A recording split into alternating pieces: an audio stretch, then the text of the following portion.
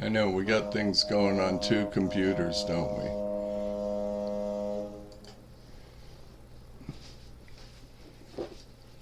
Let's start this. Good evening.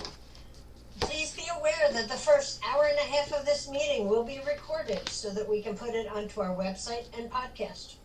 We record it in audio only. Feel free to use the podcast on our website along with your big book as a reference if you missed the study portion of the meeting. The study portion is also listed on the website so that you can follow along.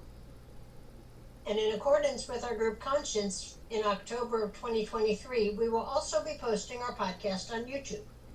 We feel this is an effective way to carry our message to those seeking recovery in Alcoholics Anonymous. And both of those recordings are audio only, no photos, no pictures, no videos. Tonight's recap will be starting on page 58, where it says, "Rarely have we seen a person fail," and we'll end on page 60 with the question, just what do we do? And then our study tonight will be starting on page 60. The first requirement is, and we'll end on page 62, we had to have God's help. And do we have any announcements? Just one tonight. Good evening, family. My name is Jamie, very grateful recovered alcoholic, and thank you all for being here. If you are new to this meeting and you decide you like what we have to offer here and you'd like to become a home group member, just let Trish or myself know, and we will gladly put you on the rolls of as a home group member. What does that mean? That means that you have a voice in how this group operates and the things that we do. Everything that we do within the group and also outside the group at the different service levels within the service structure. So please feel free to join us in that if you like. Also, this meeting has always grown by word of mouth. We are only on a couple of web pages and a couple of intergroup pages. So please, by all means, feel free to invite a frenemy, somebody you just plain don't like that is a member of Alcoholics Anonymous, and who knows, if they come, y'all might come to love each other. And that's what I got for announcements. But it's still my turn. So, again, good evening, family. My name is Jamie. I'm a very grateful recovered alcoholic, and welcome to the Lppbbsg Primary Purpose Big Book Study Group. To prepare for our Big Book study, let's get focused by having 3 minutes of the monks when it's time to bring them in, followed by our family's foglight prayer. And I'm a recovered alcoholic. My name is Trish. Thanks for joining us tonight. We're going to start the meditation in a minute, so please take a moment to get situated.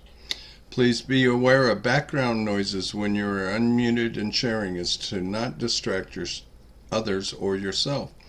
We suggest that we all observe proper Zoom etiquette. If you wouldn't do it in a live meeting, please don't do it here. And just a friendly reminder that absence of profanity offends no one.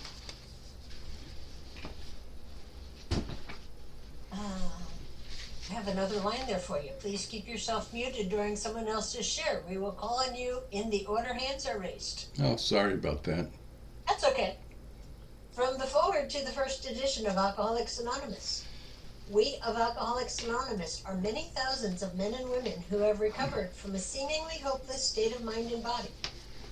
To show other alcoholics precisely how we have recovered is the main purpose of this book and of this group. And the truth is, the rest of you probably have the script memorized better than I do. For the meditation, some suggestions are: focus on your breath and posture, breathe in God, and breathe out self. Take this time to reconnect with God. Let the craziness of the day drift away and ask God to help you focus on the study. And now it is time to invite the monks in. So enjoy your time with God, folks. As soon as I get screen shuffled around here. Here we go.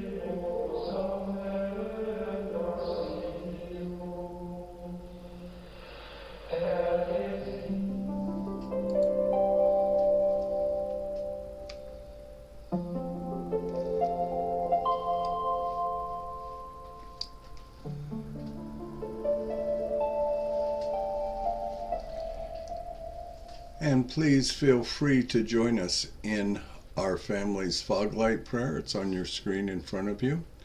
God, let your love shine through us like a fog light, so that those that are lost, sick, and dying can find your love through us. Amen.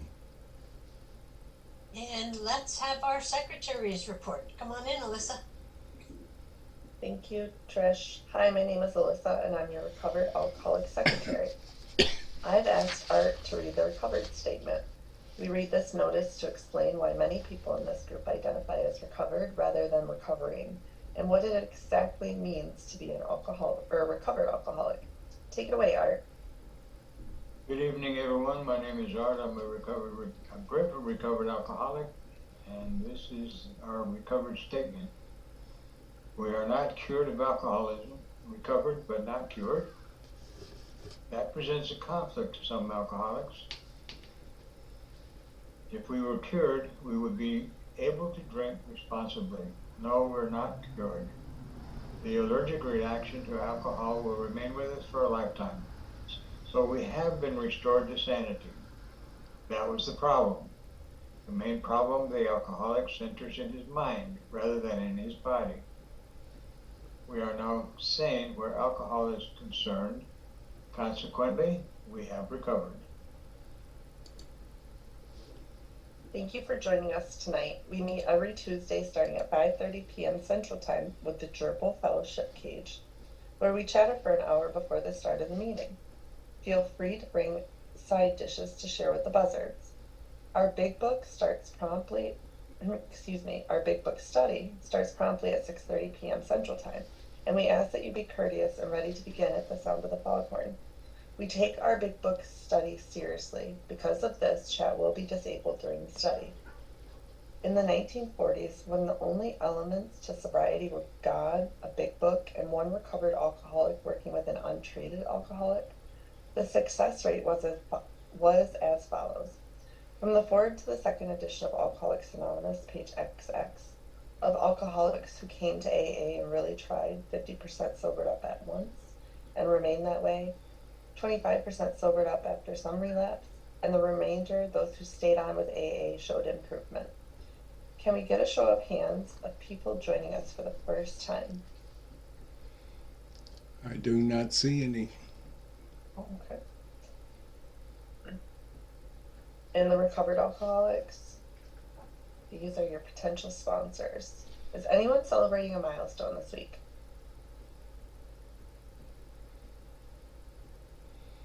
Don't see anybody. If you should require a Big Book of your own, we have large print editions available that can be sent to you by buzzard mail. Delivery time is questionable.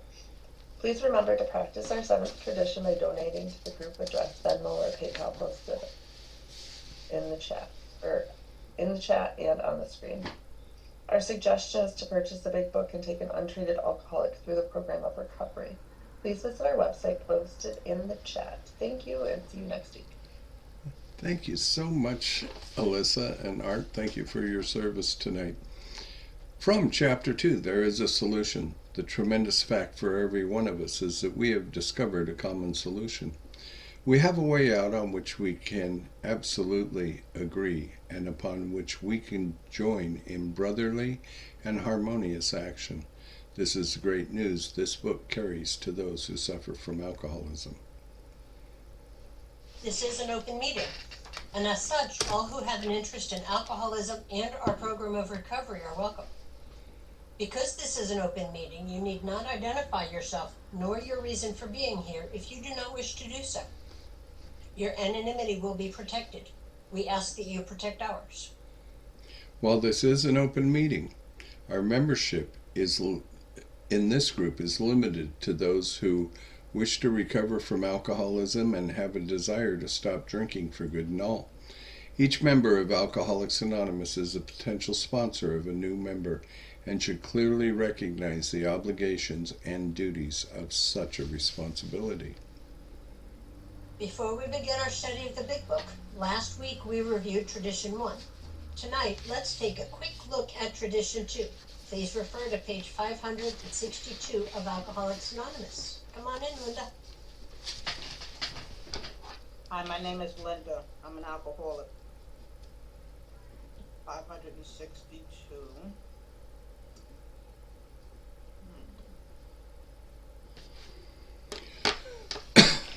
Okay, the second tradition.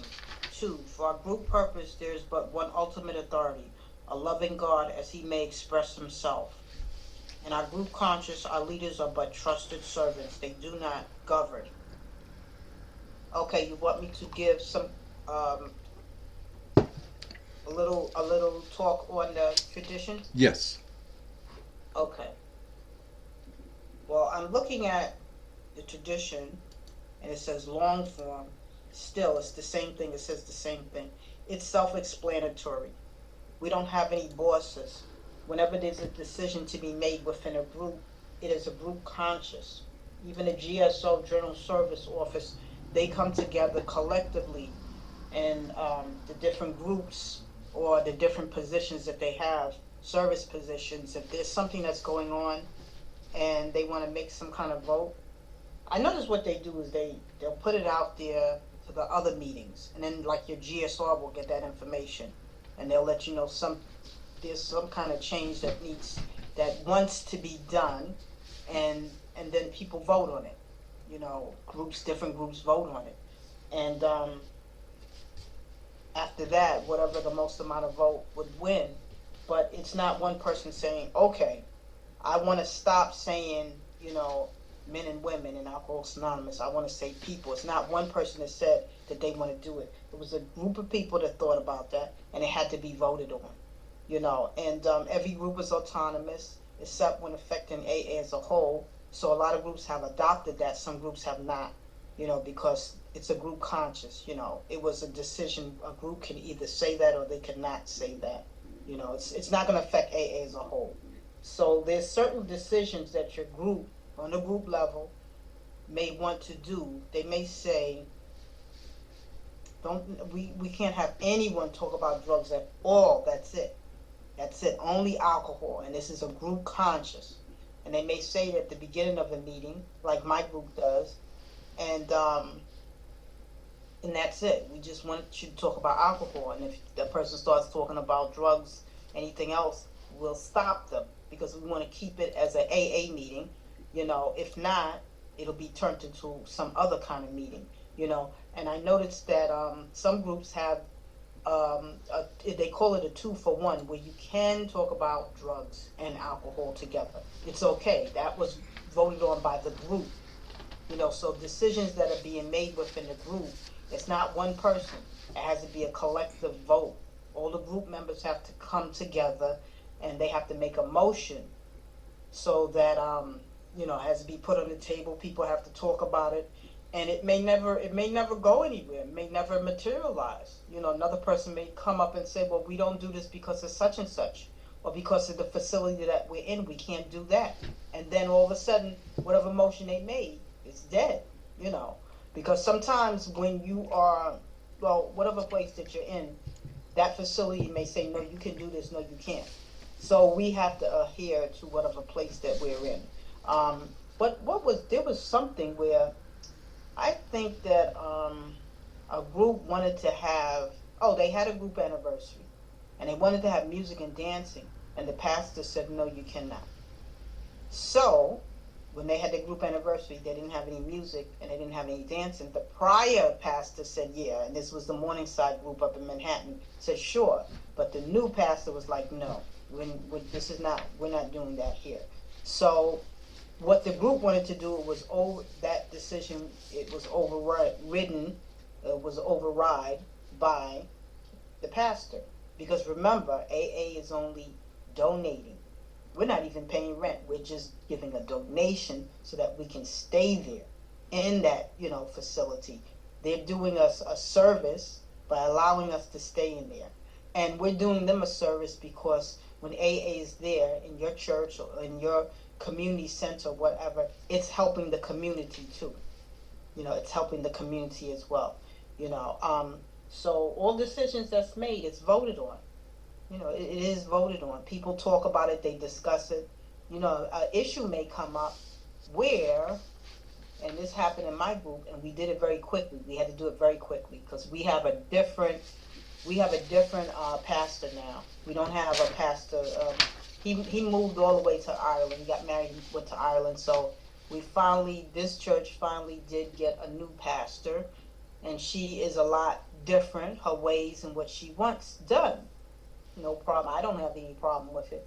And one character came in, and he said, I'm thinking about making more parties and this and that in the AA. And I was like, we're in an AA meeting. We're not in a club, So I let him rant on and talk about it.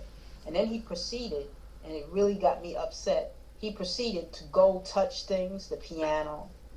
There was this sliding door. He was touching it. He walked. I said, you can't walk around. I couldn't grab him and stop him. I couldn't put my hands on him, but I said, you can't. Went to the parish hall. He went into the sanctuary. And there is a man that does piano lessons. He's been doing that for years in that church. He interrupted this man. It got back to the pastor. And I explained to the pastor what was going on. I don't want him in there. So what we did is we sat down and had a group conscience about it. And I let them know by him doing this, and I was telling him to stop, and other group members were telling him to stop, and he wanted to make a mockery of it. He wanted to, what's going to happen what happened is you got banned from the meeting, and I had his email address. He's going to give me his card like he's somebody important. And I was like, good, I got his email. And I let him know exactly what he did. I wrote it down in the email. You did this, that, and that is against the church's policy. You have been disruptive, and you put us in jeopardy to lose our meeting. And this meeting has been going on since 1983. So with that, he was told that he was banned. And he's banned indefinitely. The pastor just doesn't want him in there. She said, is he sober? That's what the pastor said. She said, we're not having any parties.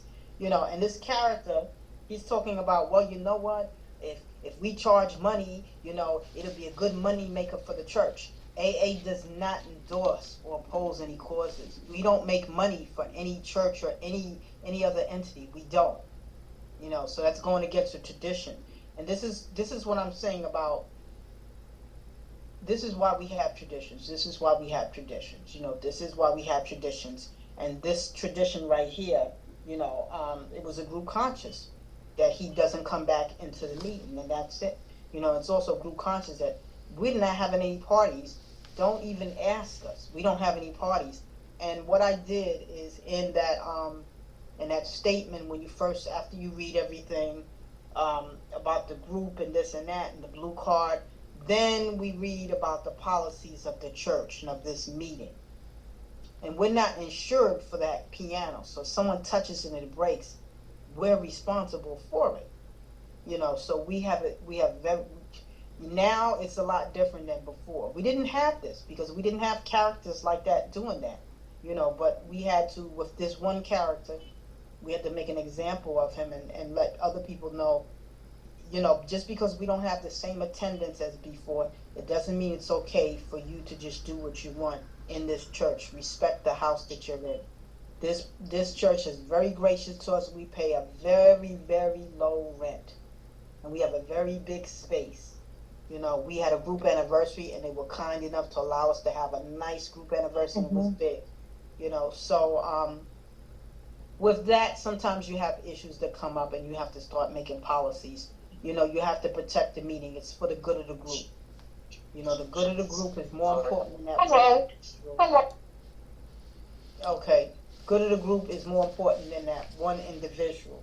We can't afford to lose our meeting space because of that character. So then that's why we came up, with the policy of the church and the policy of the meeting, which is good. No smoking in there. Don't sit on the stairs and hang out. You can't sit on the stairs outside of the church and smoke a cigarette. You shouldn't do that anyway. You should go across the street. To me, that's disrespectful. Go across the street. And we can't have any hospitality anymore, because of COVID. We used to have hospitality years ago before COVID, the pandemic, but after the pandemic, we're not allowed to go in the kitchen, so we can't have that, and that's because of the church. That wasn't even a group policy, that was the church. So, as things change and what a facility you're in, we have to adhere to it. And then we also have to protect our space. We have to be respectful to the facility that's allowing us to be there, and we need to have, group conscious, and one thing about AA, we don't have rules, we have traditions. And we don't have bosses, we have trusted servants. So that's the only thing that I'm going to say about tradition too, and my experience with it, with the group policy, and the decisions that groups make.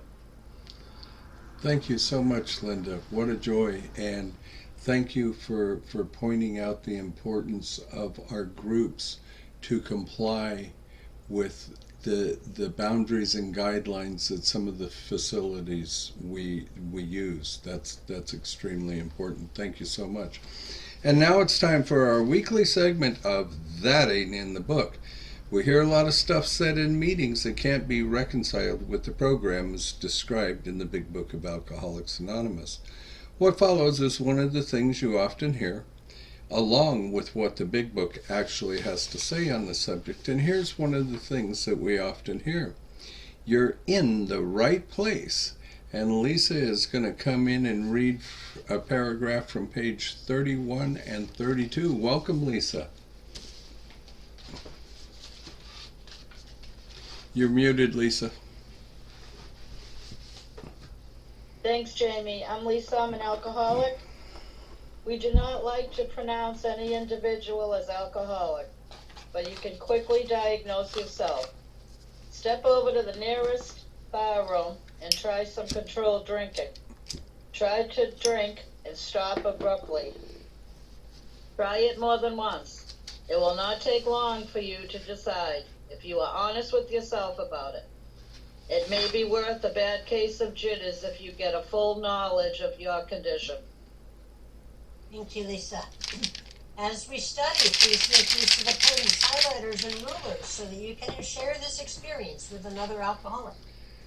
In order for us to stay focused as we study the Big Book, we use the Big Book study guide prepared by Joe and Charlie and Krusty Cliff of the Dallas Primary Purpose Group. Tonight we're going to start our recap on page 58, which will be read tonight by Terry. And that'll be followed by our study portion on page 60, which will be read by Larry. After the page is read, we will ask questions from the imaginary podium, starting back where our study portion began with Larry. The answers will be one sentence unless otherwise specified, and multi-part questions are simply one-sentence answers, split up by commas, semicolons, hyphens, and other fun bits of punctuation. Basically, in English, what that means is we're going to read the material once through and then dissect the information a second time through the question and answer format. Notice how the language in the questions gives us a new light in which to consider the study material. This is important because hearing the question and rereading the content offers a definite way of comprehending the material covered. After we have completed the study, we open up for comment, questions, and observations based on what we just read. If you've had a spiritual experience with this information, please, by all means, raise your hand and share. Please keep your share on topic and under 5 minutes. At the 5-minute mark, we will let you know that your time is up, one way or another. However, Big Book study is not therapy. Should you begin sharing on topics which are more appropriately discussed in a different setting, for example with a sponsor, please do not be offended when we cut that conversation short and send the buzzards nipping at your heels. For that purpose, we have fellowship meetings before and after our study time. You can never go wrong by commenting on the pages studied, which brings us to the words of one of our co-founders of Alcoholics Anonymous. Sobriety, freedom from alcohol, through the teaching and practice of the 12 steps is the sole purpose of any Alcoholics Anonymous group. So let's take a quick look at how we got to this point, because we didn't just open the book tonight and say, hey, let's start on chapter 5. This is a 94-week study, and it started in January of 2020. Closed down for COVID, like so many things did, and then reopened first in person, then hybrid, and now it's 100% Zoom. And when we start our first week, as we start each new cycle, we start on the title page with our first promise in the book: how many thousands of men and women have recovered from alcoholism. And then we study using this format, page by page and line by line, through each of the forwards, the preface, the doctor's opinion, Bill's story, go through each and every chapter, each and every line, all the way through page 164. We also study Dr. Bob's story, Dr. Bob's nightmare, and we spend 2 weeks on the tradition. As a part of our 94-week study, 3 different times we go to the spiritual experience, appendix 2, as referenced in the footnotes. But then on week 94, we do 1 week study just on the spiritual experience, because that is such a vital part to our program, and our spiritual way of life. And then when we get to the end, we go all the way back to the beginning. So we're in year 4 of our meetings. We're in season 3 of going through the book, and we're on week 38 this week. And each time I come back, I learn something new. Thank you, Trish. And before we start the recap, we could use 5 or 6 hands raised to answer questions tonight. For those of you who would like to step up and be of service, it would be greatly appreciated. And I would like to invite Pickle Chips to come on in and read our recap. Hi everybody, I'm Terry, recovered alcoholic, aka Pickle Chips. We're on chapter 5, how it works, starting on page 58. Rarely have we seen a person fail who has thoroughly followed our path. Those who do not recover are people who cannot or will not completely give themselves to this simple program. Usually men and women who are constitutionally incapable of being honest with themselves. There are such unfortunates.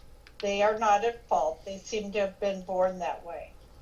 They are naturally incapable of grasping and developing a manner of living which demands rigorous honesty. Their chances are less than average.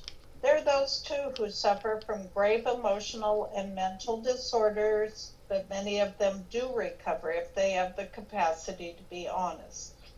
Our stories disclose in a general way what we used to be like, what happened, and what we are like now. If you have decided you want what we have and are willing to go to any length to get it, then you're ready to take certain steps. At some of these we balked. We thought we could find an easier, softer way, but we could not. With all this earnestness at our command, we beg of you to be fearless and thorough from the very start.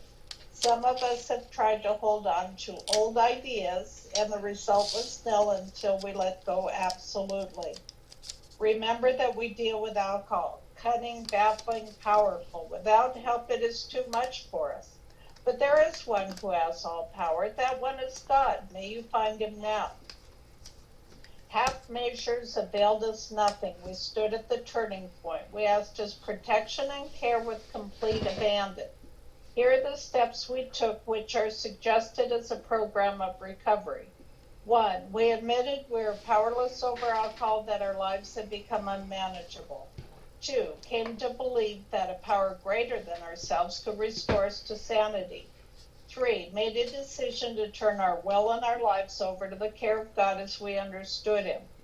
4, made a searching and fearless moral inventory of ourselves. 5, admitted to God, to ourselves, and to another human being the exact nature of our wrongs. 6, we're entirely ready to have God remove all these defects of character.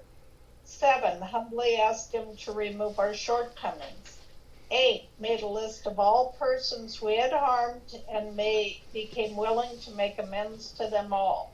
9, made direct amends to such people wherever possible, except when to do so would injure them or others. 10, continued to take personal inventory, and when we were wrong, promptly admitted it.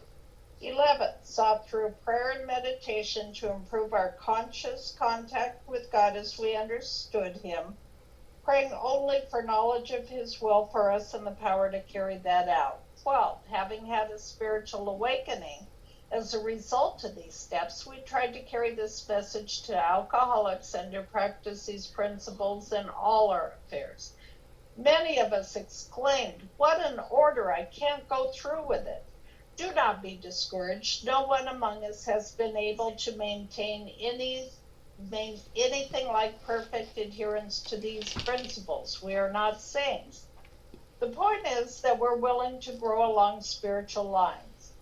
The principles we have set down are guides to progress. We claim spiritual progress rather than spiritual perfection.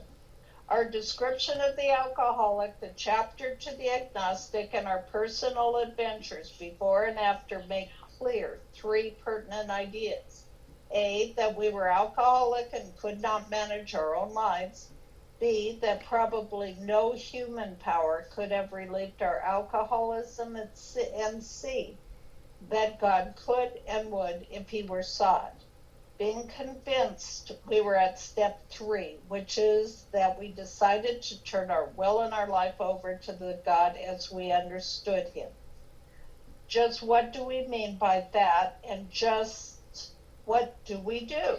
Thank you so much, Pickle Chips. And now Larry Scuba Pickle is going to come in and tell us exactly what we do. Welcome, Larry. The first requirement is that we be convinced that any life run on self-will can hardly be a success. On that basis, we are almost always in collision with something or somebody, even though our motives are good. Most people try to live by self-propulsion. Each person is like an actor who wants to run the whole show. He is forever trying to arrange the lights, the ballet, the scenery, and the rest of the players in his own way.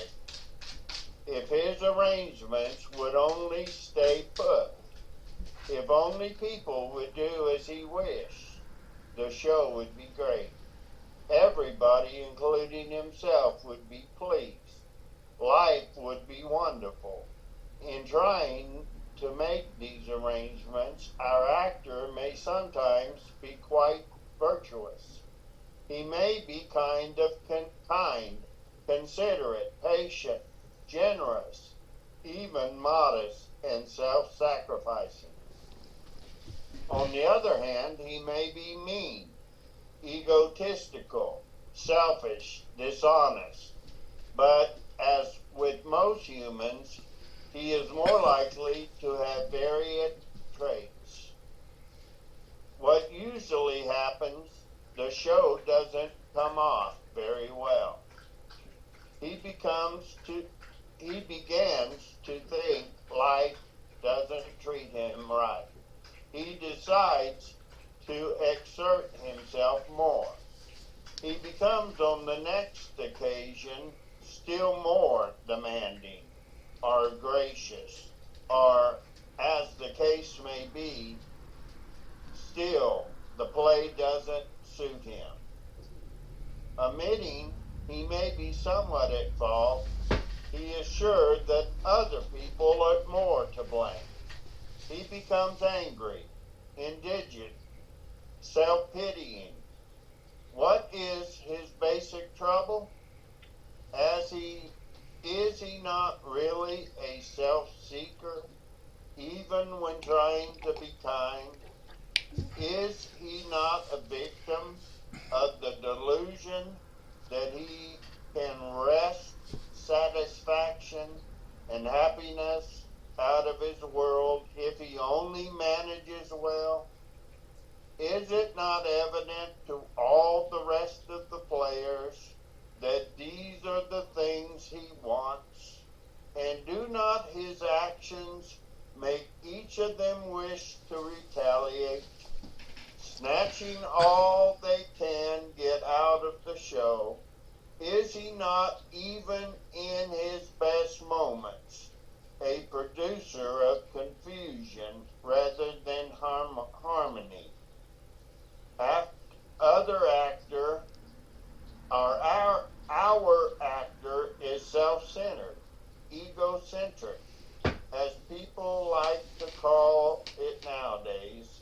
He is like the retired businessman who lolls in Florida sunshine in the winter, complaining of the sad state of the nation. The minister who sighs over the sins of the 20th century. Politicians and reformers who are sure all would be utopia if the rest of the world would only behave. The outlaw safecracker who thinks society has wronged him, and the alcoholic who has lost all and is locked up. Whatever our protestations are, not most of us concerned with ourselves, our resentments, or our self-pity. Selfishness, self-centeredness, that we think is the root of our troubles. Driven by 100 forms of fear, self-delusion, self-seeking, and self-pity. We step on the toes of our fellows, and they retaliate.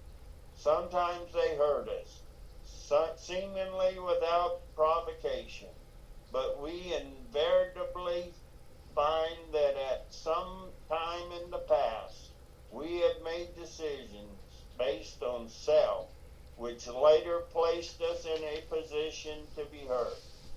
So our troubles, we think, are basically of our own making. They arise out of ourselves, and the alcoholic is an extreme example of self-will run riot, though he usually doesn't think so. Above everything, we alcoholics must be rid of this selfishness. We must, or it will kill us. God makes that possible, and there often seems no way of entirely getting rid of self without his aid. Many of us had moral and philosophical convictions galore, but he could not live up to them even though he would have liked to. Neither could we reduce our self-centeredness much by wishing or trying on our own power. We had to have God's help. Excellent. Thank you, Larry. Greatly appreciated. Thank you for your service tonight. And now, we are going back right to where Larry started reading. And again, the answers will be one-sentence answers split up by commas, semicolons, hyphens, and other fun bits of punctuation unless otherwise directed to do so. And Trish will be coming in with about 4 comments throughout tonight's study. Our batting order is going to be Kenny, Pickled Cat, Lisa, William, Linda, and Nicole. And if all of you could unmute yourselves so that you are at the ready when I pull the trigger, it would be very nice. So thank you all so much. Glad you're all here, and thank you for being of service. Kenny, first question comes to you, my friend. What is the first requirement in answering the first question? The first requirement is that we be convinced that any life run on self-will can hardly be a success. Thank you. Pickled Cat, good evening and welcome. Why is that? On that basis, we are almost always in collision with something or somebody, even though our motives are good.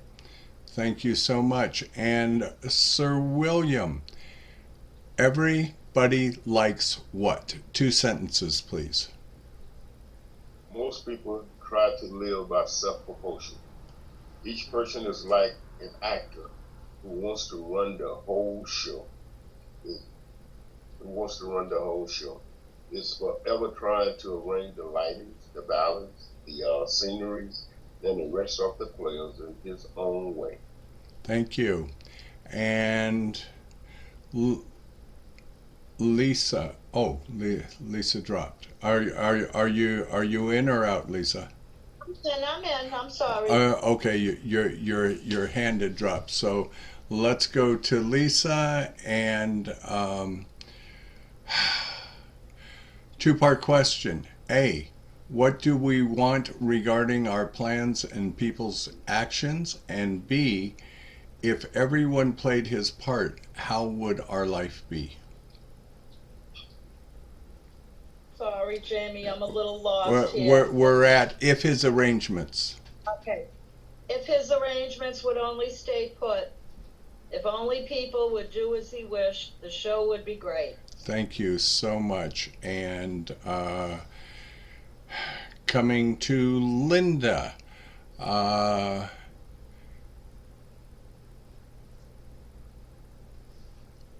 There we go. Okay, I'm on track. How would everybody feel and how would life be? 2 sentences, please.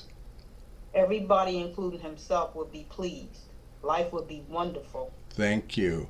And then Nicole, Padawan Pickle, welcome. In writing this script for all the players, the actor is the actor sometimes noble? In trying to make these arrangements, our actor may sometimes be quite virtuous. Thank you.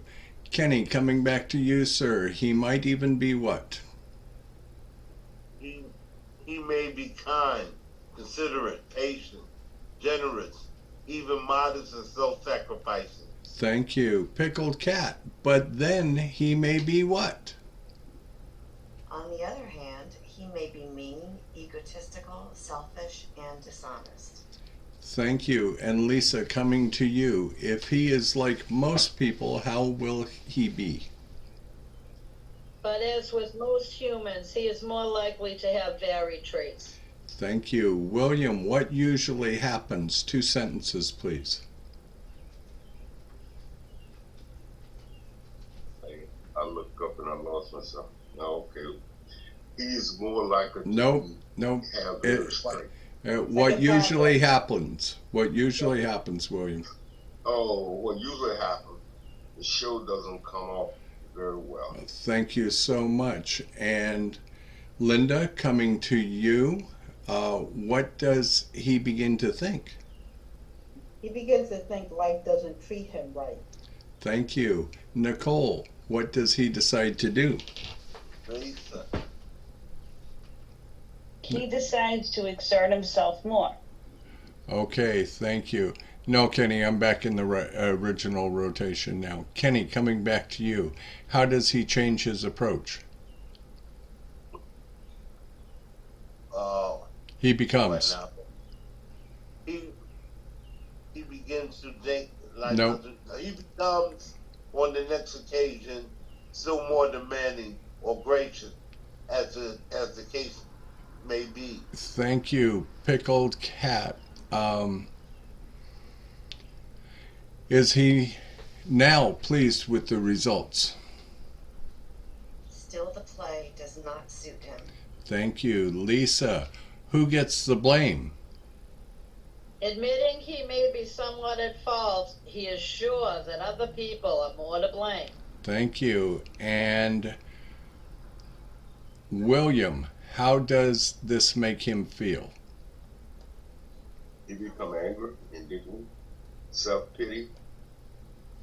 In my first comment, was this the way it was with you?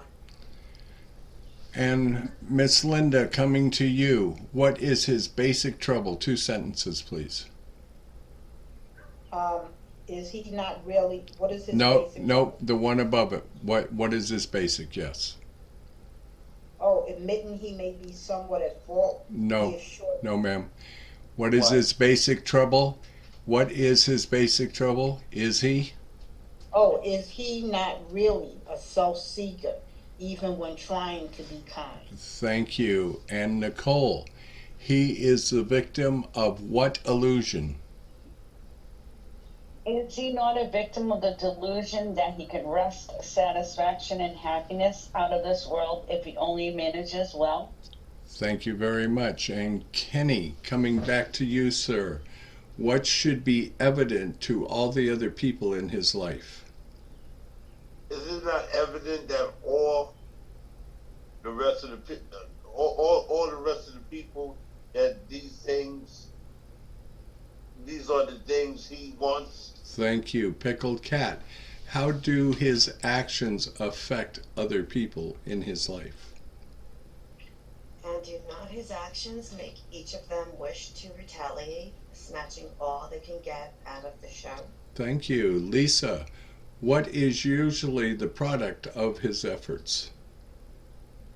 Is he not, even in his best moments, a producer of confusion rather than harmony? Thank you. William, what would people call our actor?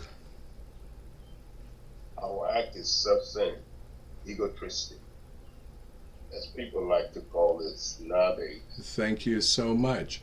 Miss Linda, he can be compared to whom? Please read the whole paragraph. He is like the retired businessman who lolls in Florida sunshine in the winter, complaining of the sad state of the nation, the minister who signs over the sins of the 20th century, politicians and reformers who are sure all would be utopia if the rest of the world would only behave, the outlaw safecracker who thinks society has wronged him, and the alcoholic who has lost all and is locked up. Thank you so much. Okay. And Nicole, coming to you. With all our fussing and complaining, what are we really concerned with?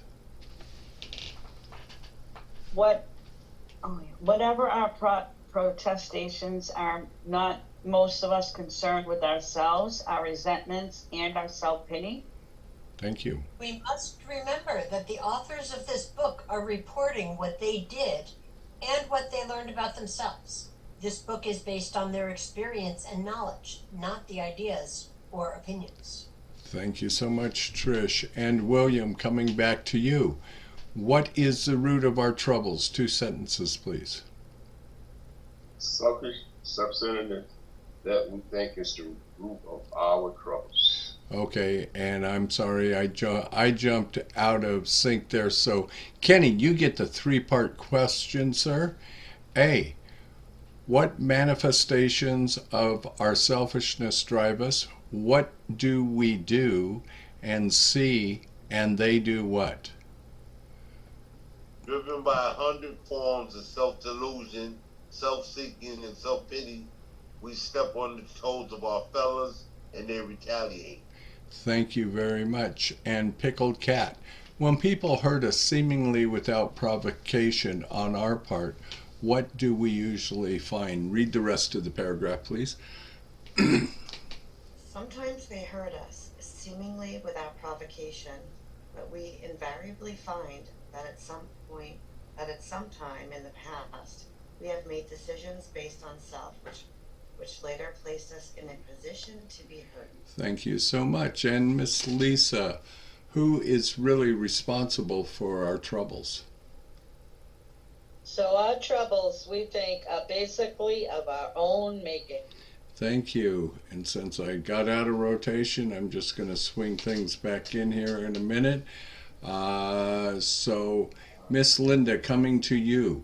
3-part question. A, where do they come from? B, what is the alcoholic an extreme example of? And C, can the alcoholic see the truth? Okay, they arise out of ourselves, and the alcohol is an extreme example of self-will run riot, and though he usually doesn't think so. Thank you very much. And Padawan Pickle, above everything else, what must happen? Above everything, we alcoholics must be rid of this selfishness. Thank you. Kenny, why is that so important? We must, or it will kill us. God makes Whoops, that's it. Or it will kill us. There are no musts in the program of Alcoholics Anonymous. Well, here are 2 of them. And Pickled Cat, how is that possible? God makes that possible. Thank you. Lisa, what alternatives are there?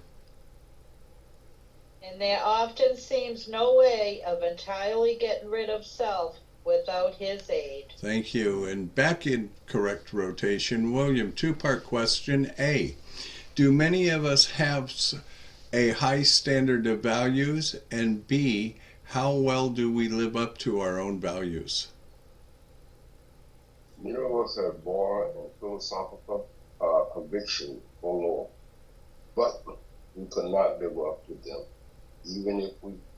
even though we would have liked to. Thank you so much. And Miss Linda, what can we not reduce through our own willpower? Neither could we reduce our self-centeredness, much by wishing or trying on our own power. Thank you so much. And Padawan Pickle, you get the final question of the night, which is, we must have what? We must have God's help. Excellent. Thank you, ladies and gentlemen. Great job.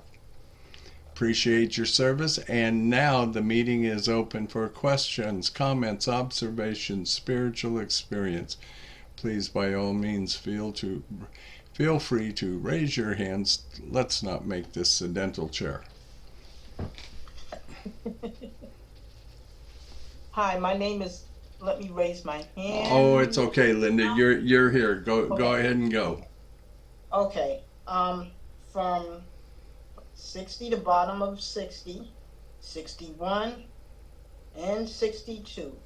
This really sums up the characters in the meetings, the bleeding deacons, and the elder statements. If anyone gets into any conflict with anyone in the meeting, they need to just read these pages, because this pulls it out. It pegs the alcoholic, it describes the alcoholic to a T. The childishness, the selfishness, the self-centered. And I like the one about, on the other hand, he may be mean, egotistical, selfish, and dishonest. I was in a meeting, and it was a women's meeting, and I had to leave. I had to leave this meeting because it was too many big I's and little U's. And this is what this person was. They were not the chairperson, they were the treasurer, but they thought that they were supposed to dictate to everyone exactly what was going to be done. And I told them, I said, listen, all you have to do is go online, and you can look and see, it's on the AA website, what every service position, what it entails. And it tells you in detail, not what you think, but what AA is telling you it is. And she hit the ceiling. And I said, we have traditions. I said, and if we're not following traditions, I said, we're going to keep having these problems. She hit the ceiling again, But it was a lot of personal ambition. It was a lot of ego and personal ambition. And it was just a lot of nonsense to me, like the Jamaican people say, foolishness. And it was a lot of tug of war and dictatorship. And I like what it says about the director. One lady left that really, she more or less laid the ground. She basically put things together. And I had helped them with the Zoom platform, and I had to leave that alone. No one wanted to sit and learn about the technology. And I said, come on, I'm not going to be here forever. You need to learn this, and you need to understand about the security part. It was just a mess, and all these character defects were coming out. And this is what I was going up against, and it didn't stop. At least, at some point you can learn from your mistakes and you can stop, or you can see what you're doing and understand how it's affecting the group and other people. And I left them with this. If a group is going to fall apart, it's not going to be from out. It's not going to be external. It's going to be from within, And I had to leave at that point. And I don't want to say anything bad about anyone, but there was things being done that shouldn't have been done. You don't take the group's money and put it in your bank account.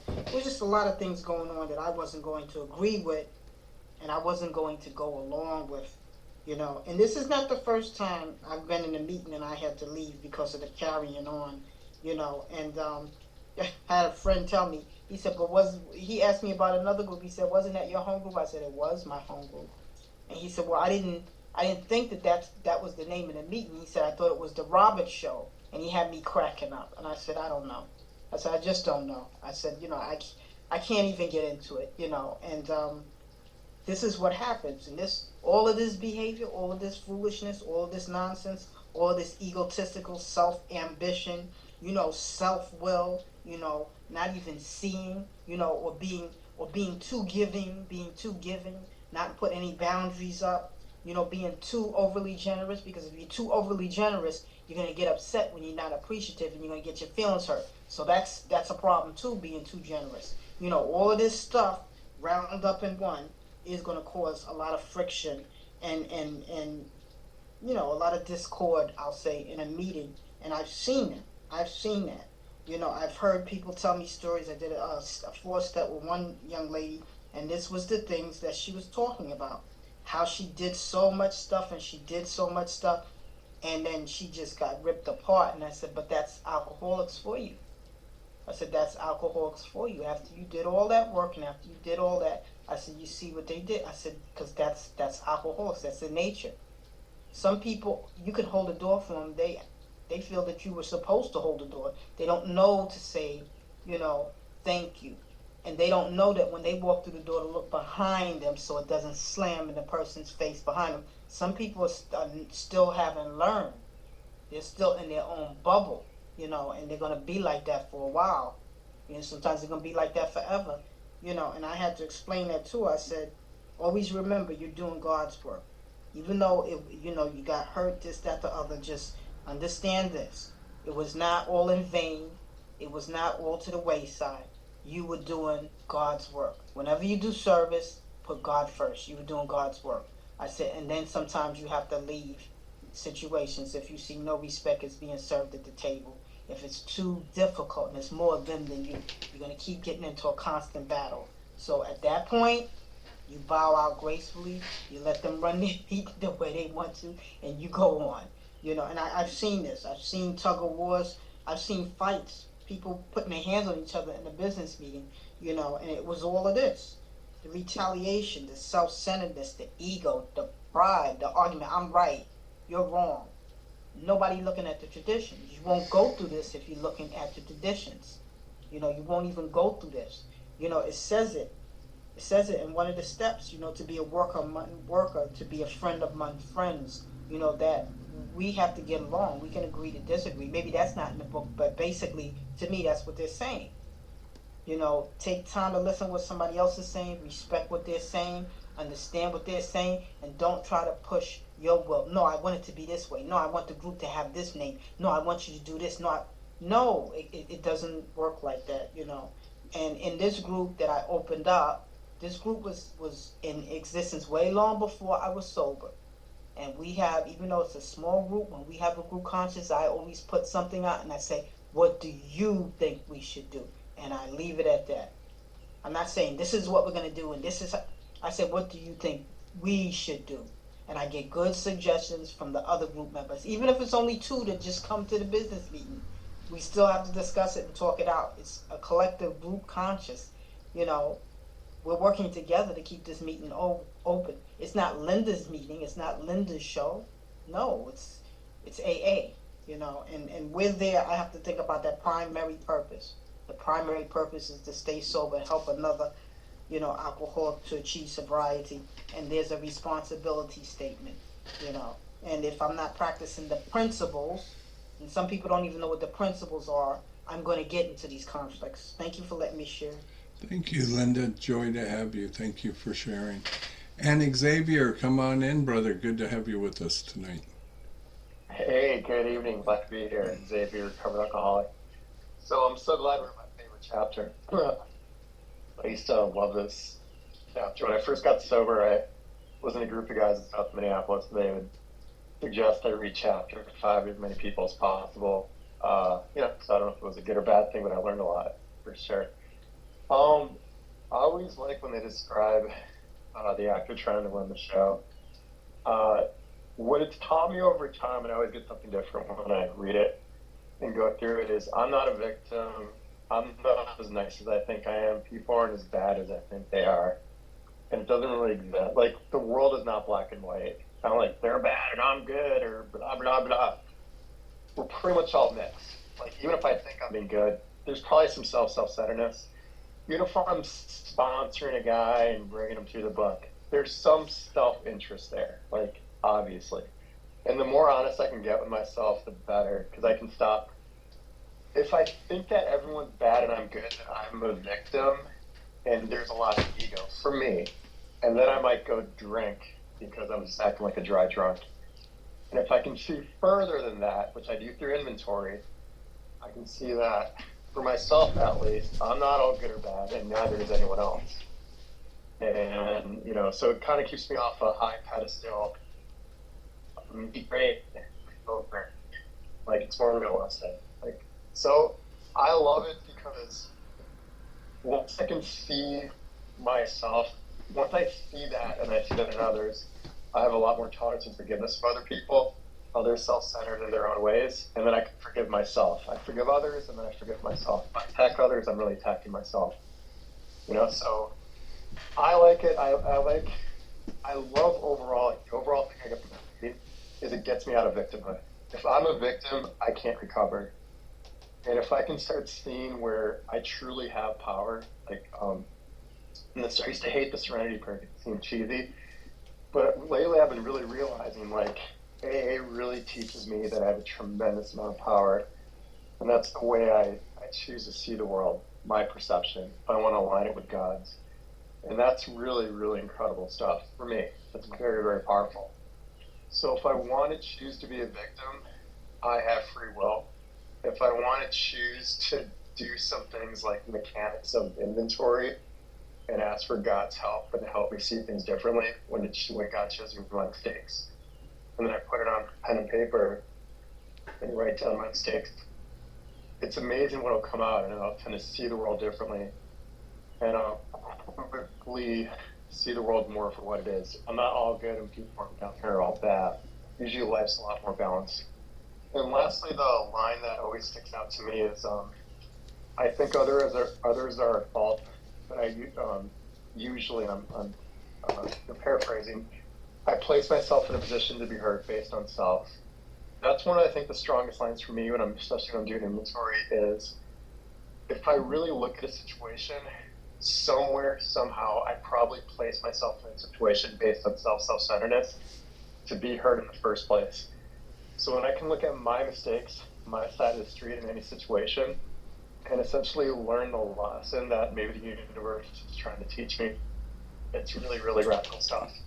And if I'm not willing to do that and I'm focused on everyone else's all to my head because they're not doing what I want them to do, and I'm the actor trying to run the show, then I'll continue to be a dry drunk. So that's been my experience, at least.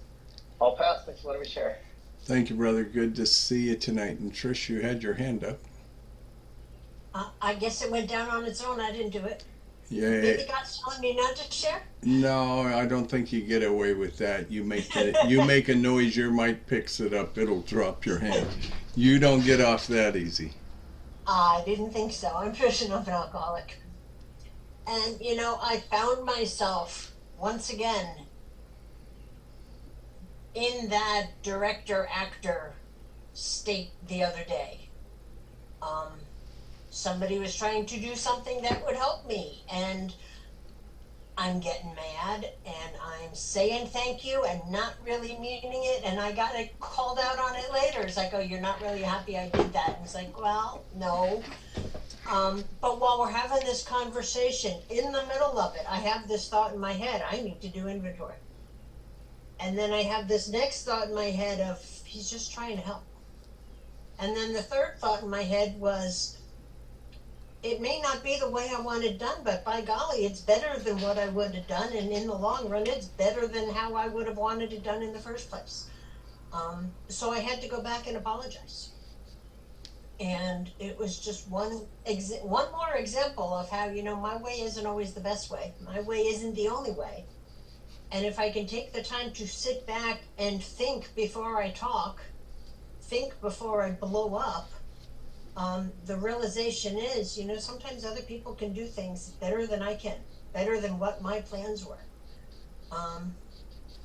And I didn't have to fall into that self-righteous indignance or into that self-pitying, because I was able to quickly realize, yeah, I still did the inventory, because I still had to take a look at my part and my thoughts and my actions. But I was able to catch myself before the words came out. Fully aware God's mouth was over my hand that day. And did I get things the way I wanted? No. Did I get it done the way I wanted it, the way I would have done it? Was life treating me right? Maybe not. Was I producing confusion? Yeah. Especially with the realization that it turned out better than it would have if I had done it my own way. So thankfully I was able to keep my mouth shut, not say a whole lot, not get in the way of getting help later on in another way, because I know that would have happened. But was also able to say thank you and realize that, my way isn't always the best way. And when I can step back and get out of my own way and let other people help, sometimes it turns out better. Thanks. Thank you, Trish. Lisa, welcome. Hi everybody, I'm Lisa, I'm an alcoholic. Boy, I don't know how many times I heard this, that constitutionally incapable of being honest, like that I'd never get the program. Yeah, this is all me. I mean, decades of just running the show, trying to do things my way, picking and choosing, producing my own confusion and wondering why people retaliated. Just reading this, some days I'm kind of melancholy and I'm thinking I'm kind of stuck or that I haven't come so far, but reading this, I have. I mean, I had something this weekend that happened, and I look back and I'm really proud of myself.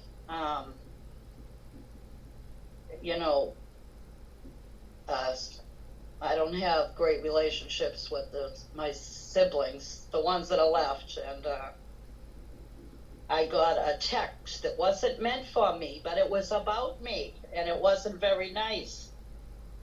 It was sent to me by mistake, and this thing, I mean, it would have I'd still be in it. I'd be in it for weeks, months. I would have retaliated. That was my first thought. I didn't have to do that. I went on with my day, with the plans I had. I would have never done that. I would have sat in it till sooner or later I drank. Realizing and being able to look at myself with God's help. And I liked what Xavier said about, I do have power. I have power over what I do, how I react, and how I treat people. And, and that's huge. That's huge for me. I was always, I was with, what does it say? More likely to have varied traits. Yeah, that was definitely me. And so almost, and I just could not see it.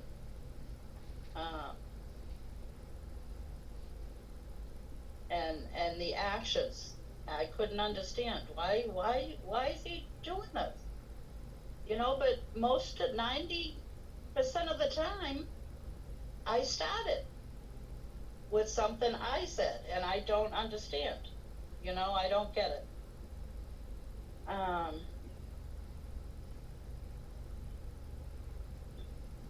see. I take away the drinking, but my thinking did the same amount of damage. the way I perceived things, the way I looked at people. And, with God's help, I looked at the person who sent this text, and the more time goes by, that's what I'm thinking. Hurt people. So,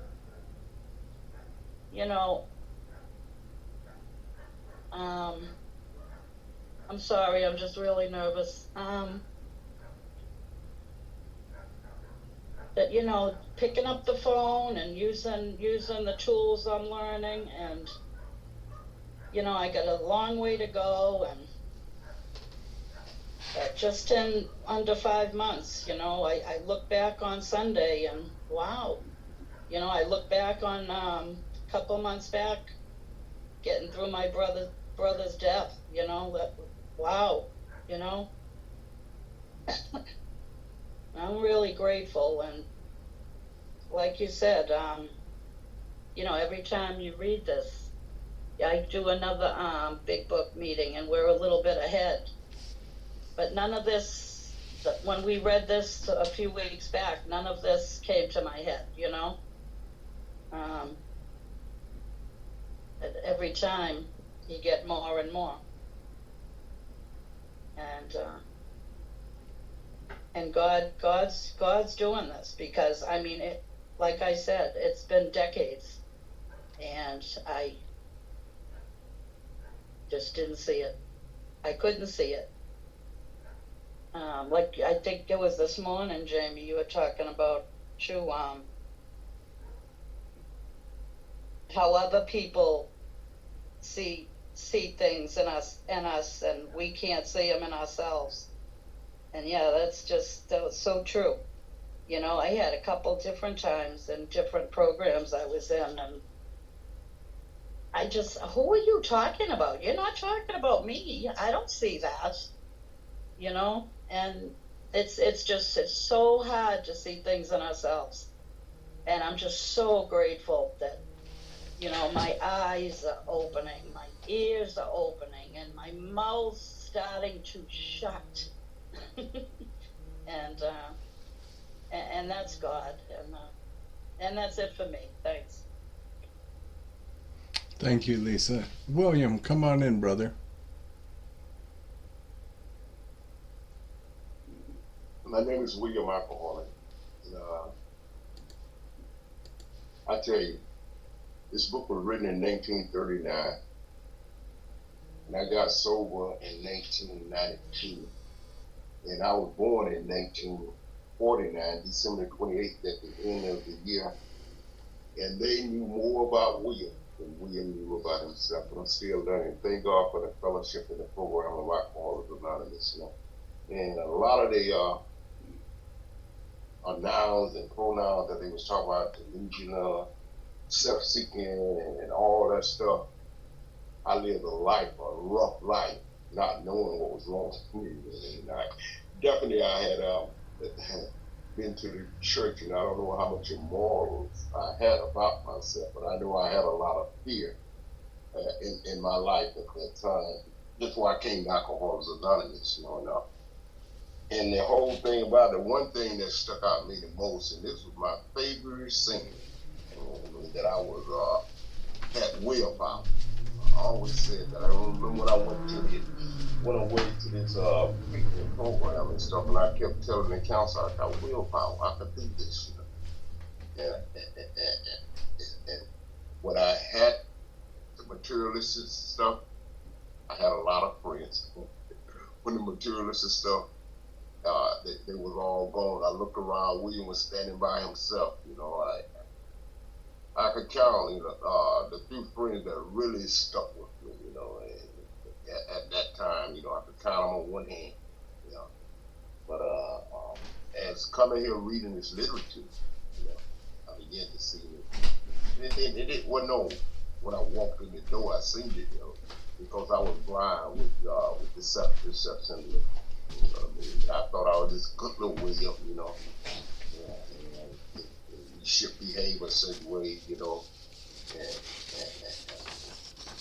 so on and so on. So a lot of sickness going on inside of me that I didn't even know nothing about. I came to Alcoholics Anonymous to begin to read this literature. When I was a kid, they used to tell me something like this: when you know better, it's a good chance you'll do better. When you know better, it's a good chance you'll do better. And that's what happened to me. I began to see, that wasn't. Plus, I had known it wasn't a good way of living. It was hard living life like that. It was hard living life like that. And so, talk about self-proportion now. I was in the Vietnam War, okay, and I used to work on the flight line.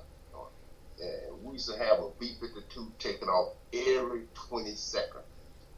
And that plane would take off, and all of us either stand there, and the proportion they'd build it up, and it'd sit, and it'd shake, and they'd let the brake loose, that thing would take off, and by the time it got halfway down the flight line, they would lift the wheels up, and it'd go up in the air, and zoom, going to where it had to go and come back, So I know about self-proportion, how hard it could be on a person's life. It was on that plane. The plane sit there and it tremble on the flight line before it even, when they release the brake, it just take right off.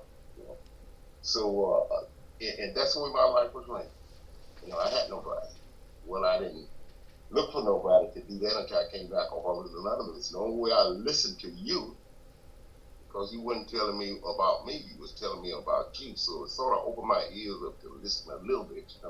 I believe some of this stuff I believe, and some of this stuff I didn't. And they told me, say, all the suggestions that you don't want, put them on the shelf. You can get them later, And that's how my life been ever since I've been at Alcoholics Anonymous.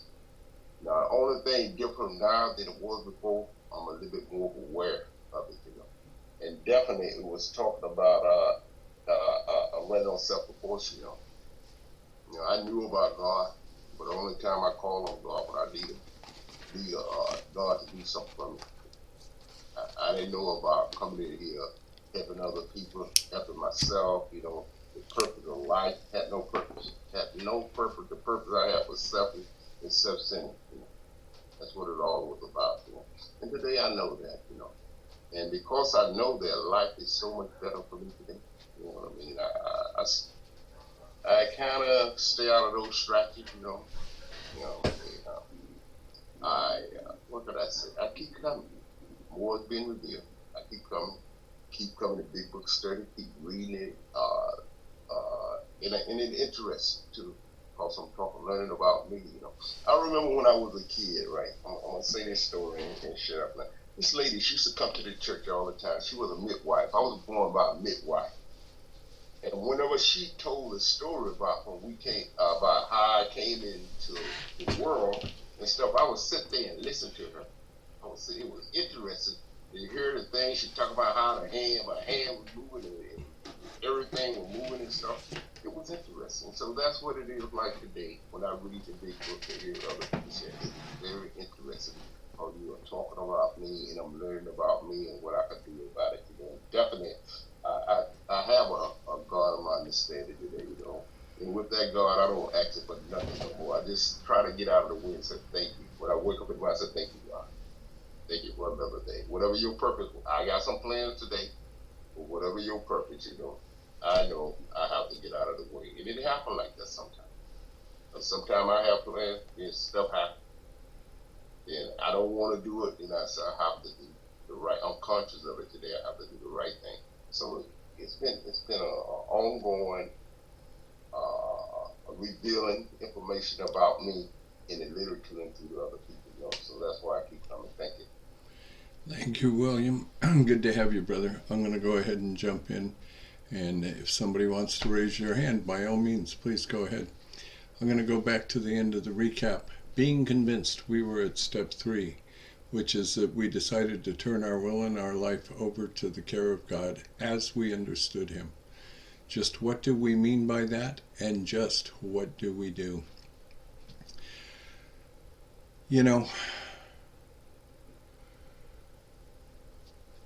While we get the introduction to the 12 steps in their entirety in this chapter is really only about 2 things: taking step 3 and taking step 4.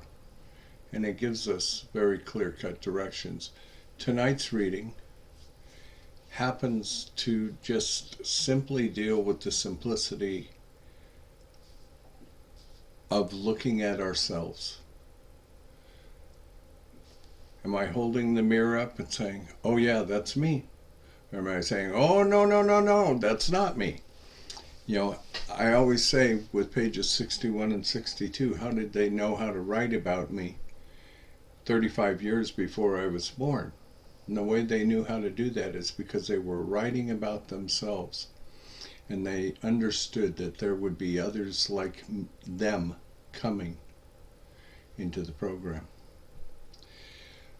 So this part that we're in tonight is still a process of leading us to the decision. And we'll finally announce the decision when we get to page 63 and get to the third step prayer.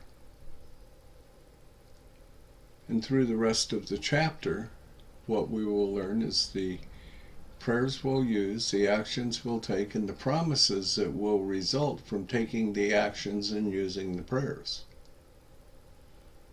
They made this thing so simple.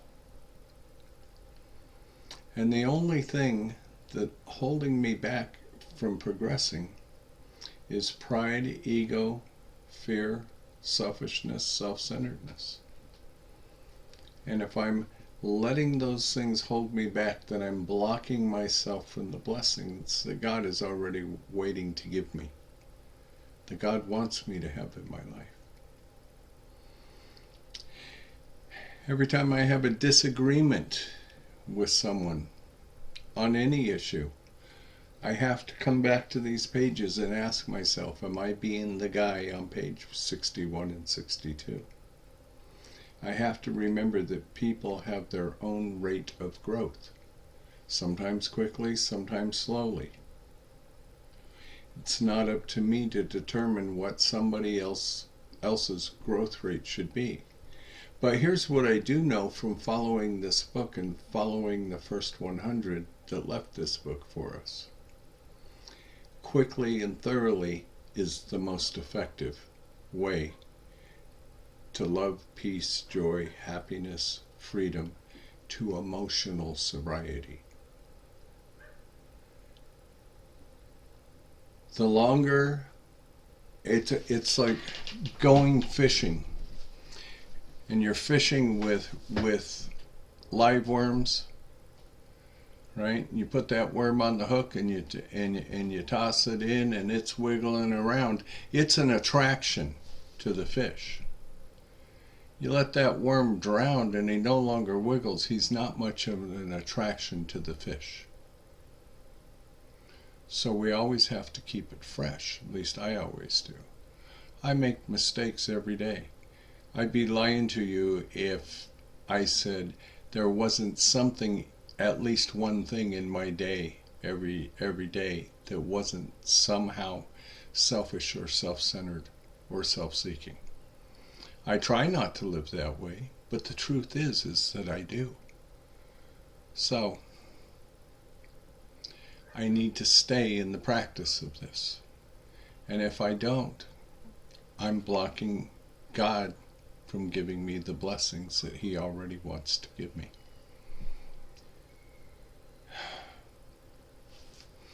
The truth is, when I align myself with God, and those things that inspirational or intuitive thought or action that comes into my life intuitively today are all centered around the way my God works in my life. And it's not up to me what anybody else does in their relationship with God. This is the beginning of inviting God into my life to make changes in me, to change something I have never been able to change. Now, we talk about in the book, the things we couldn't do on our own willpower and everything. But I don't buy into the idea that we alcoholics are weak-willed people. And how do I know that? Because of all of the running and gunning that I did chasing that next drink. That took a lot of willpower. All of the running and gunning that I did to chase substances that would allow me to drink for days at a time. That's a lot of willpower. It was just willpower or free will being used in the wrong direction. It's like being on a one-way street and driving against the flow of traffic. I kept causing wrecks all over the place in my life. Linda talked about something very important, about things within groups.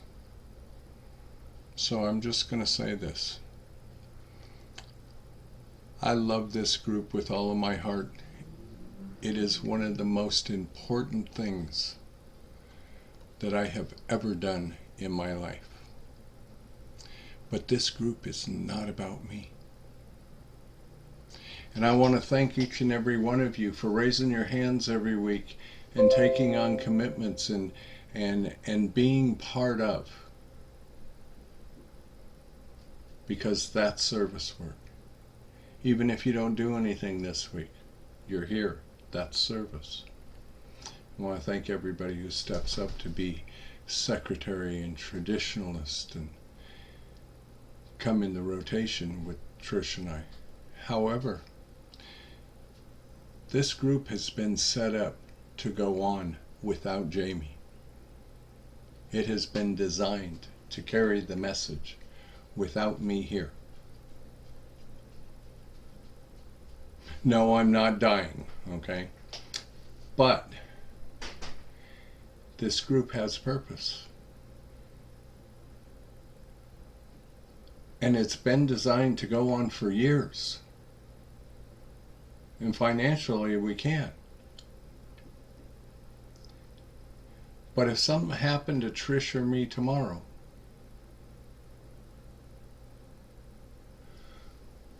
which one of you is going to have the willingness to step up and carry on what was started?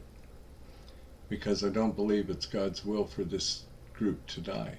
Here again, it's not about me. Here's the thing that I love. We always talk about this being a we program. And the we takes the I out of me and we become us. That's a beautiful thing. I believe in this group, many of us are living the vision of what God's will is in our lives. And others are on the road to it. Doesn't matter if you've been here 30, 40 years, or if you're only here 60, 90 days. We are all here for a common bond and a common purpose. And that has a significant meaning to me.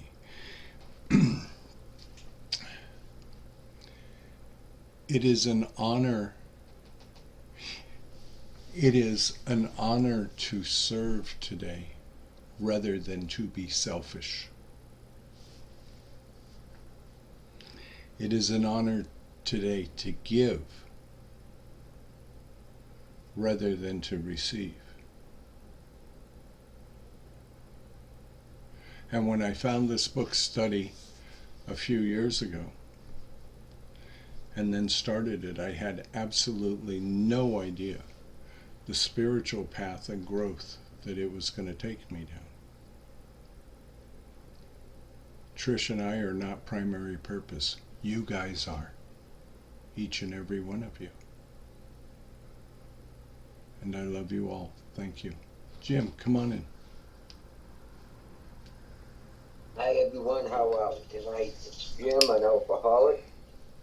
Yeah, this chapter is suiting me perfectly tonight. You know, self-will, and it kind of snuck up on me tonight thinking about it because, you know, earlier tonight I told someone I care very much about that I would do something for them.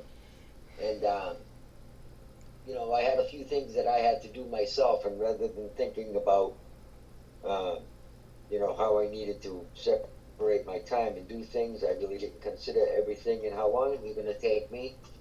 And I ended up here doing all the things I need to do for myself.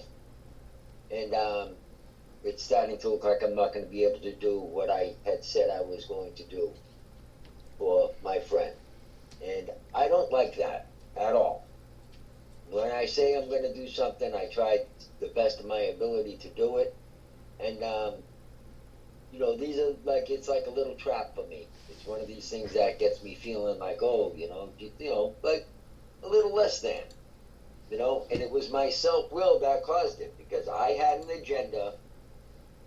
And like I said, I didn't think it forward. And, you know, maybe if I just change this a little bit, tweak that, everything will be fine. Things took a lot longer. And now I have stepped on the toes of my fellows. And, you know, I do it a lot. I do it a lot without even thinking about it. And, you know, sometimes they retaliate. And like it says in the book, and it hurts me. But ultimately, like it says in the book, I have set myself up for this. You know? And, you know, I don't know. It's just, I'm sitting there thinking about it. The whole time I was listening, this is just in my head. It's like, jeepers, you know?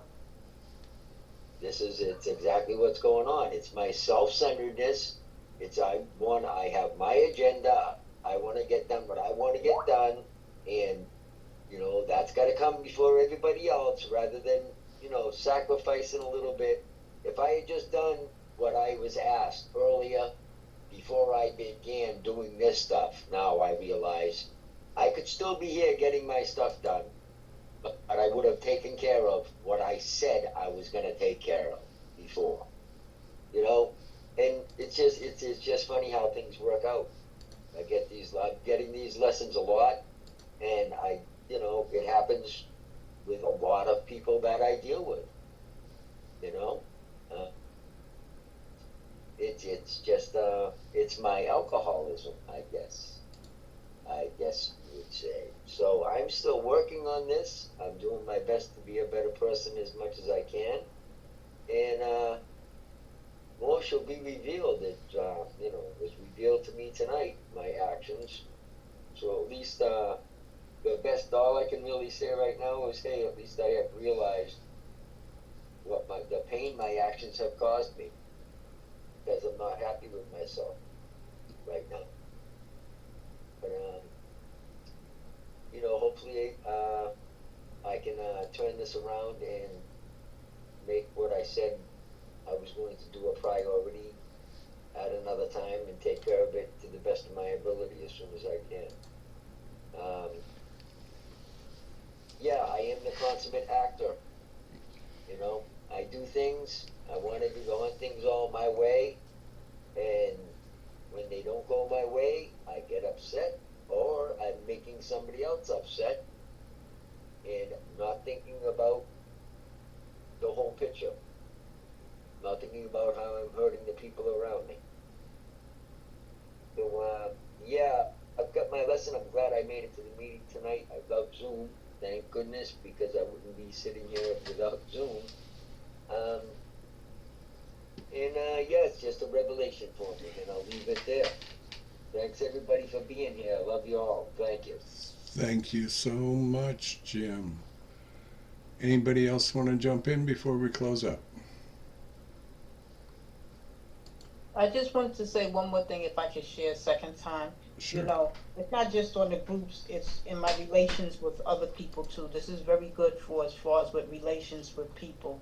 If it's family members, if it's co-workers, if it's neighbors, you know, even if you got to call a cable company, it's your relations with other people. The world, what I'm hearing from people sharing and from reading, the world is not going to be this nice little neat bubble the way I want it to be. And I don't have to get my feelings hurt. If I do get my feelings hurt, then I put too much into it, you know, where I thought it was really supposed to go my way. It's like, seriously you think that it's supposed to go your way? It's going to go the way it's going to go.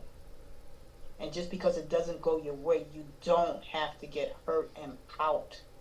you know, and sometimes I do the silent scorn. I like what it says, the silent scorn. You know, if I don't get my way, you know, sometimes I need to think about other people. Maybe they can't do what I want for them. You know, they can't do what I want them to do. Maybe they can't. They're not capable of doing it. Maybe they don't want to do it. You know, and people are not going to be who I want them to be. You know, I want it to be like that, but it's not going to be like that. And AA shows me that, and it shows me about myself. Well, this is how you're going to deal with it if you don't get your way. This is how you're going to deal with it. You're not going to deal with it the way you used to, because then you are causing a conflict. You're causing more damage than you're causing, you know, than moving towards a solution. So think about it. Before you react, respond. Count to 10, as they say, pause, pray, and proceed. You know, sometimes I have tough situations that I have to deal with, and I'm like, damn, how am I going to get through it? I'm dealing with this really difficult person. Sometimes I have to say a prayer to God, because it's just, it could be so much. It could be so bigger than me. But I'm not going to get into a fight with that person, because that may be what they want, and that may be the thing that gets me further away from what I'm trying to achieve. So, I mean, you know, this right here, it teaches you right there. It teaches you, you know, relations with other people. You know, I've been in positions, I work in the information technology field, where I have to train people and I have to lead people. Forget it. Oh, I really got to use my program. I really, really got to use my program. And being a woman in that field, and it's predominantly male, they don't like when you come with more degrees, and they don't like when you come with more knowledge, and they don't like when you come with leadership. You're either a BIT, you know, I'm not going to spell the rest of the word out, you know, or you're going through menopause, or what is the other one? You know, you're bossy. No, I'm not. I'm just a person with leadership skills. I have assertiveness, and I'm looking at this paper, and this is what I'm supposed to train you in and instruct you. And this is the company policy. So if you got a problem with that, go to the person over me. Don't tell me about it. You know, and I used to have to actually be like that. And I didn't want to be like that. But someone said, if you're in a leadership role, you know, and you're a woman, you're going to have to be a little bit more. You're going to have to be a little bit more extra. And at the end of the day, it's done by my teams, and no one would be hating each other, no one would be carrying on, and people started to understand why I was saying this is why we need to do it this way, and in this manner, and in this speed, because we are meeting a deadline. And I'm so glad for this right here. It helped me a lot with my leadership skills and relations with other people. Because I told one guy, I said, you're a grown man. You're a grown man. You're a grown man. You know why you were hired. You know what you're supposed to do. And if you don't do it, you know what I'm going to have to do. And then he's going to ask me, are you threatening me? I said, I'm not threatening you. I'm telling you the protocol. I'm telling you what's going to happen if you don't do your job. Don't you want to work here? Don't you have bills to pay? And he got really huffy and went over my head, and they told him the same thing. I thought they were going to reprimand me, but they told him the same thing. And someone told me, they said, be careful, always be respectful when you're talking to people, even if you're in a leadership, you know, position. And I learned this in AA, and I learned it from somebody that was on a job in a leadership role. They would tell people, you don't have to like me, but you will best believe you will respect me, and we will all get along. There'll be cohesiveness and cooperativeness, and we will work together. And I was like, that sounds so much like AA. It sounds so much like the big book. Thank you, Jesus. Thank you for letting me share. Thank you so much. Larry, I take it that was a raised hand rather than a hand clap, which is what you were doing? That was a raised hand. No, it was clapping hands, brother. Come on in. I'm sorry. Well, then I had the wrong thing then. I'm sorry. This week was a tough lesson for me with my ex-mother-in-law's funeral. There was a situation I have been dealing with for years, which I have been praying and keeping at bay and keeping peace. It had to do with, you know, my ex-wife's new husband and everything, you know. I have went out of my way to be friends with this guy, to keep peace in the family, with my grandchildren, with my ex-wife, and my children. And I told my ex-wife to invite him to my grandchildren's birthday parties because he would not come, just to try to make him part of what we did as a family. And I'd even talk with them, and it was difficult for me during these years, 20 years. And I know he felt even an outsider then. He would stay in the corner a lot, and I went out of my way to talk to him, and he was friendly to me. I know he didn't even understand why I was friendly to him. But at the funeral, you know, I have always had trouble with, you know,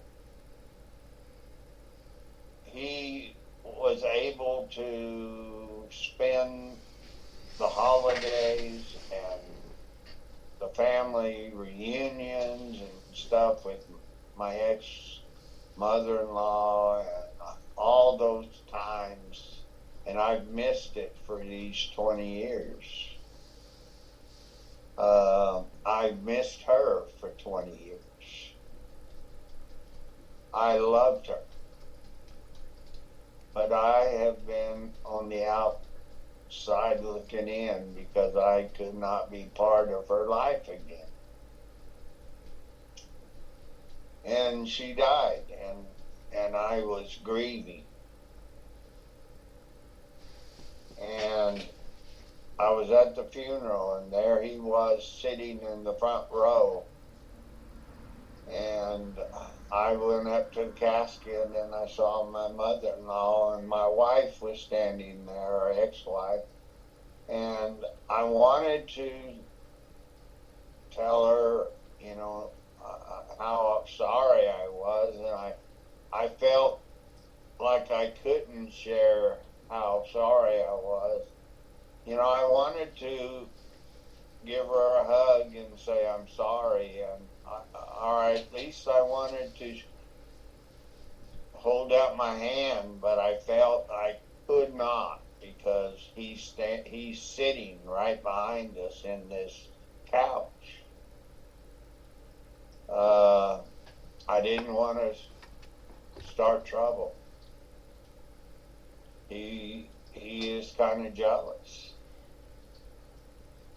And I felt, again, you know, this resentment, you know, of how I couldn't even share a moment with an ex-wife, how I, you know, so I said what I had to say, but it was apart from her. And so I went back to my seat, and I began to feel this resentment, you know, this selfishness and self-centeredness began to settle in. I was, you know, and the only thing I could do was pray. And you know, AA taught me this, because that was our only way out. And the odd thing I noticed, and I did not notice it for a long time, is he's sitting there all alone on the front seat, and even after the funeral was over, he's sitting there and he's by himself. And the family, the immediate family, they're coming up to me and shaking my hand. They remember me. And they're saying how happy they are to see me. And yeah, I'm surprised. Of course, they know the situation. You know, they don't know my situation, what I did to her, unless she told them. I don't think she did. She was that kind of a woman. I told her later, but anyway, they know that she stepped out on me and married this guy. I mean, they had to know that because that's her mother, and I mean, everybody in town knows. She had started this affair at where she worked, so it was out. And anyway, but they all hugged me, shook my hand, but it finally dawned on me, nobody came up to Greg. Not one person shook his hand. Not one person greeted them. Not one person did anything to Greg. He was just there. And it was then that God said, now go to Greg and tell him that you know how he feels, that he's going to miss that woman, and that you know that he loves her, and you know how much, because you know how much you love her. And I said, God, I don't want to do that. And I did, and I really didn't want to do that. But that selfishness and that self-centeredness, you know, I didn't want to do it, but that's what God said, and I did it resentfully, or only out of obedience, because I honestly did not want to do it, but I did it. And when I did it, I saw tears well up in Greg's eyes,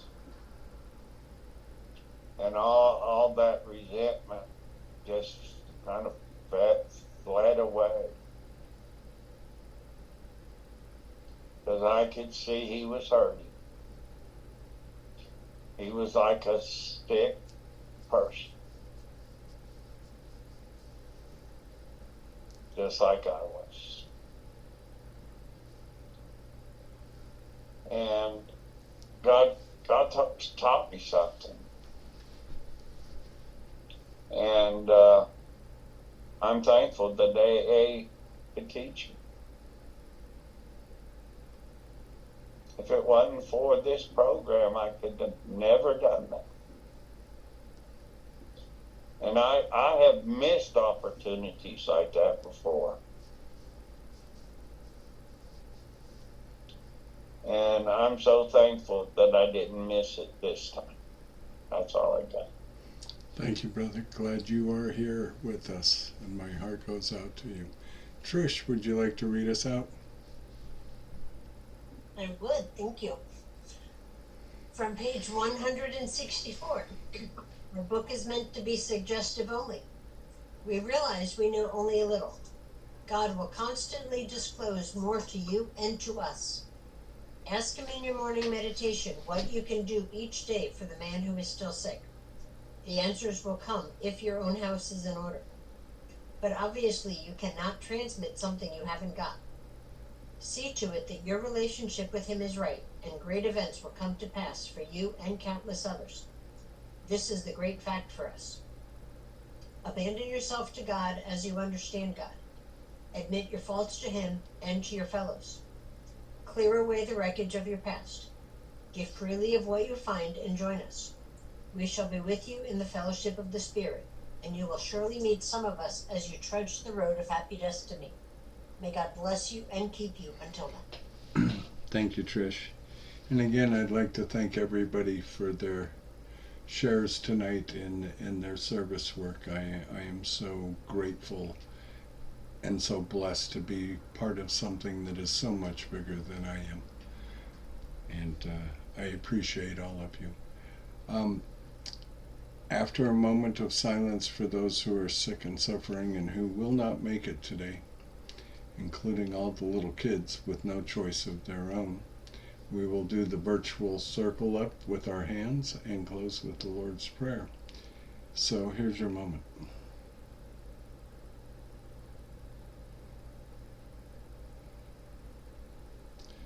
Thank you. Who will take us from shame to grace if we let him? Our Father, Our Father, who art in heaven, who art in heaven, hallowed be thy name. Thy kingdom come, thy will be done, on earth as it is in the heavens. Give us this day our daily bread, and forgive us our trespasses, as we forgive those who trespass against us. And lead us not into temptation, but deliver us from evil. For thine is the kingdom, and the power, and the glory, forever and ever.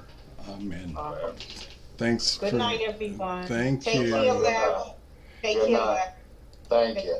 Everyone, have a good night.